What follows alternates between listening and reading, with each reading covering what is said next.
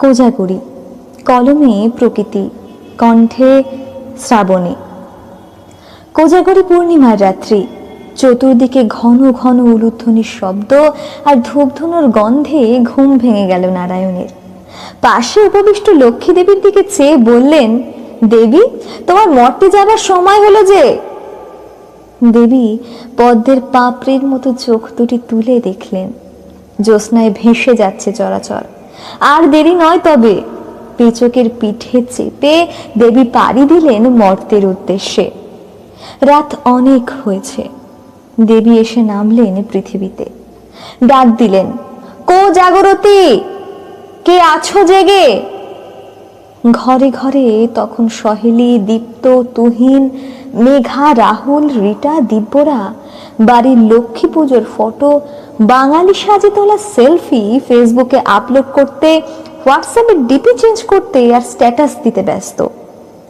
ওদের মায়েরা সব ঘুমিয়ে কাঁদা, আর বাবারা ল্যাপটপে ডুবে। দেবীর ডাক কারোর কানে গেল না, কেউ মুখ তুলে চাইলেও না। দেবীর চোখে জল এলো। এরা কেউ তবে তার জন্য জেগে নেই। অভিমানিনী দেবী আকাশের রূপলি চাকতিটিকে এক টুকরো মেঘের চাদরে ঢেকে দিয়ে ফিরে চললেন বৈকুণ্ঠে। শহর থেকে দূরে একটি ছোট্ট মাটির ঘরের পাশ দিয়ে যেতে যেতে দেবীর কানে এলো দুটি কচি গলার কথোপকথন। বড্ড খিদে পেয়েছে রে দিদি, ঘুম আসছে না। দিদি বলছে, অমন বলে না ভাই, এই তো একটু আগেই পান্তা ভাত খেলি। ধুর, ও তো একটুখানি, ওতে কি পেট ভরে? আচ্ছা, তোর খিদে পায়নি? ছোট্ট ভাইটিকে চুপ করিয়ে দিদি বলে ওঠে, চুপ চুপ, মা শুনলে কষ্ট পাবে যে। মা জানিস আজ কিচ্ছু খায়নি। ভাইটি চুপ। একটু পরে আবার বলে ওঠে, আজ লক্ষ্মী পুজো না রে দিদি? আমাদের বাড়িতে লক্ষ্মী পুজো হয় না কেন রে দিদি? কই, হয়তো, মা তো রোজই পুজো করে, আজকেও তো করলো। ওরকম পুজো না, আজকে সবার বাড়িতে যেমন পুজো হলো। কি করে অমন পুজো হবে ভাই? আমরা নিজেরাই যে খেতে পাই না।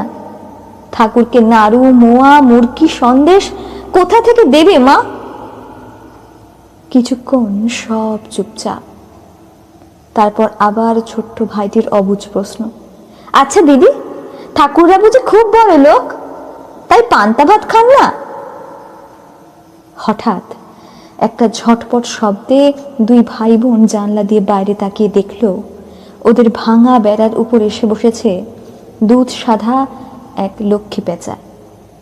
দাওয়া বেরিয়ে ছোট্ট শোবার ঘর। ভাই বোন ঘুমিয়ে পড়েছে মায়ের পাশে। ঘরের এক কোণে ছোট্ট ঠাকুরের আসন। আলতা রাঙা পা দুখানি ফেলে দেবী এসে দাঁড়ালেন সেখানে। তেল ফুরিয়ে এসেছে। তেল ফুরিয়ে আসা প্রদীপের নিবু নিবু শিখা থেকে এক চিলতে আলো গিয়ে পড়েছে ভাই বোনের ফুলের মতো মুখে। সেদিকে অল্প একটু হেসে দেবী টুপ করে বসে পড়লেন আসনে।